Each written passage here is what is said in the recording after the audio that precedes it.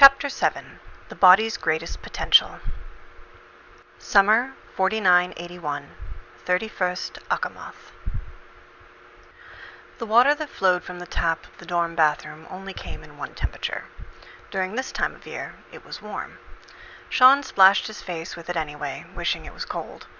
He had been waking up early for the last month, ever since Master Vianzi had left him with exercises to do, and yet he was still sleepy. He would have thought he would be used to waking up before the sun by now, but no, apparently it would take a few more months, possibly years, before he could consider himself a true early bird. He splashed his face again, running wet fingers through his black hair and staring into the pale blue eyes of his reflection. Master Vianzi had agreed to continue teaching him, and the other adults had said the monk looked impressed with Sean's performance. He could feel himself smile with pride at the memory. His attention shifted up just enough to focus on his own jet-black eyebrows. Sean had been worried when Father Branston and Sir Rasna seemed to think that he should go to the monastery, but Master Vianzi had made it sound like he supported Sean's dream to join the temple. Sean tried to arch his right eyebrow, but both rose towards the ceiling. The young boy glared at his reflection. Master Vianzi could convey so much information with just that one expression. Sean tried again, reaching up to try and hold his left brow in place, so only the right arched up. After Master Vianzi had agreed to teach him, Father Branston told Sean that the monk had never taken a student before. The abbot had also warned Sean that the training would be difficult, that monks trained even harder than paladins. Sean growled at his reflection, leaning far over the sink and staring at his eyebrow as if he could force the muscles of his face to obey with just his will.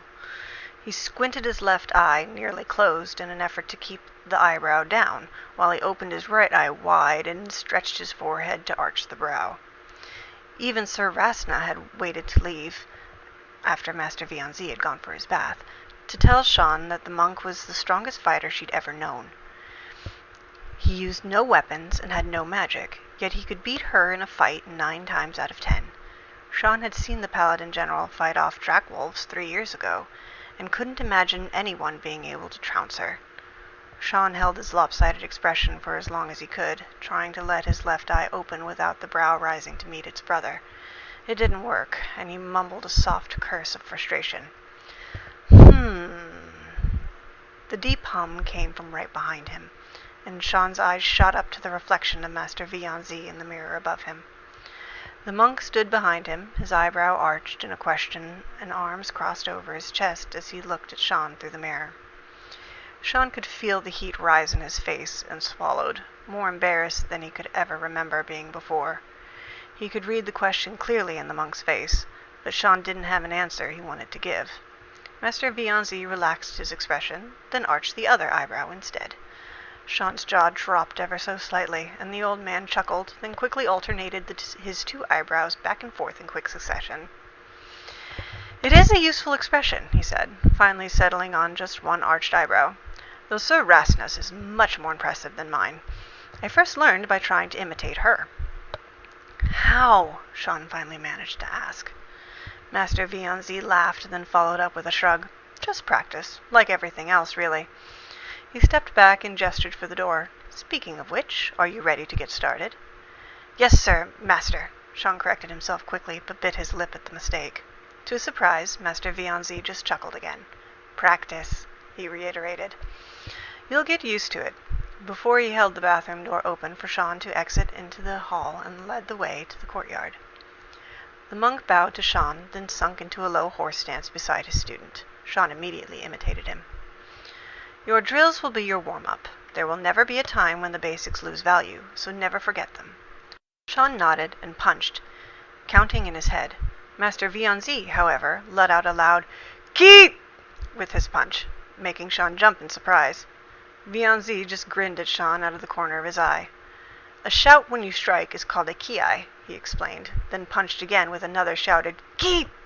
causing a few sleepy birds to fly from the tree behind him. Physiologically, it works to focus your breath and attention, contracting the diaphragm and forcing you to regulate your breathing. Sean had no idea what physiologically meant, but he shouted anyway, punching with as much less impressive "ki" Louder, as loud as you can, the master instructed, then demonstrated 2 more times. Sean glanced around, sure they were going to wake someone up, but swallowed and tried again. Ki! Louder. Ki! Louder. Ki! Sean screamed into the dawn as loud as he could and felt the rush of energy as his punch sped up to match the force of the shout. Exactly! Can you feel the difference? Master Vianzi asked, waiting for Sean's nod before he continued. I know you don't like talking, but this isn't the same thing, and after enough practice you'll be able to feel the energy even without the shout, though it will always be stronger with it. Now again. I'll keep count. You just follow and focus on the feel of the punch and the energy of the movement and the ki together. Sean did as he was told and didn't bother to count his punches as he shouted into the morning, growing less and less nervous the longer they continued. When they moved on to the next strike, he paused to look at his master, waiting for him to meet his eyes before he asked, What does physiologically mean? Physiologically, Master Vianzi corrected his pronunciation. It's just a fancy word for physically. Like when you sneeze, you automatically and physically close your eyes. The ki has physical benefits, but also energetic ones, which are a bit more esoteric. Sean scrunched his face at the new, just as confusing word, and Vianzi sighed, coming out of his stance and rubbing the back of his neck. Sean's eyes dropped to the ground, feeling stupid for not knowing these words. Master Vianzi must have read his mind, because he spoke softly. I'm sorry, Sean. I just forgot how young you are. Don't worry about not knowing the words. No one expects you to just magically know things you've never been taught before. Sean tried to look up again, but couldn't bring his eyes above his master's neck. Vianzi continued, If I ever use a word you don't understand, please ask, and I will explain it. It's the only way you'll learn, and I'll never want to talk down to you. Sean finally met Vianzi's eyes and nodded, doing as instructed and asking, What does esoteric mean? The monk smiled broadly and even chuckled, though of that himself, or the boy, Sean couldn't be sure until he answered. It's a great example of exactly what I just said. Esoteric means something that is only likely to be understood by a few people with specialized knowledge or interest. Very few people are concerned with personal energy. Monks call it ki. And so the effects of the shout on that energy is esoteric, meaning not many have the knowledge or interest to understand that part. He chuckled again, running his hand over his bald head. Very few people know or care about some of this vocabulary, too, so even the word esoteric is a little esoteric in itself.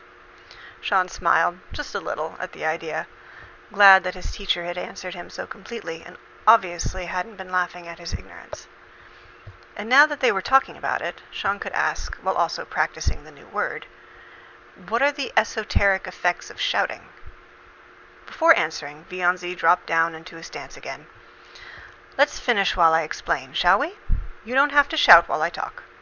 Sean resumed his stance and answer, watching Vianzi and moving along with his strikes, letting the master monk keep count as he listened.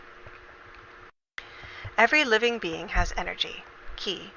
It's our life force and the same thing that spellcasters use to direct and cast their magic, both divine and arcane.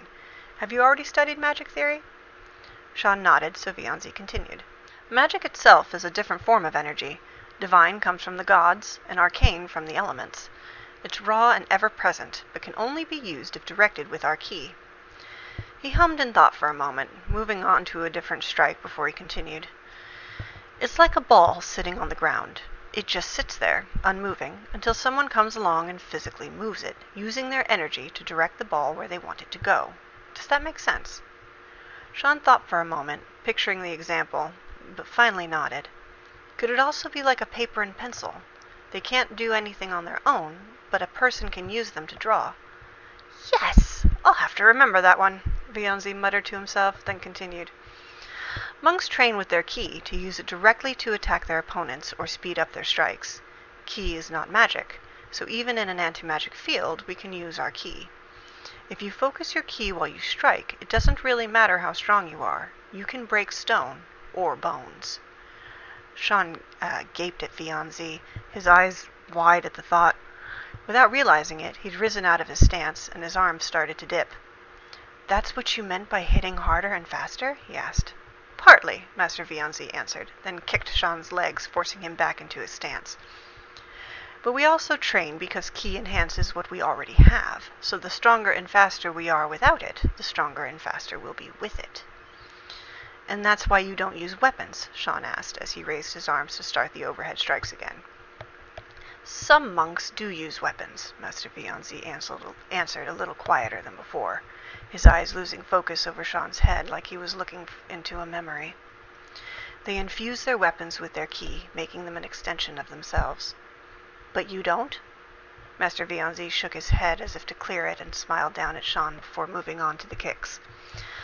My weapons are my fists and feet. They are the most dependable tools humans have.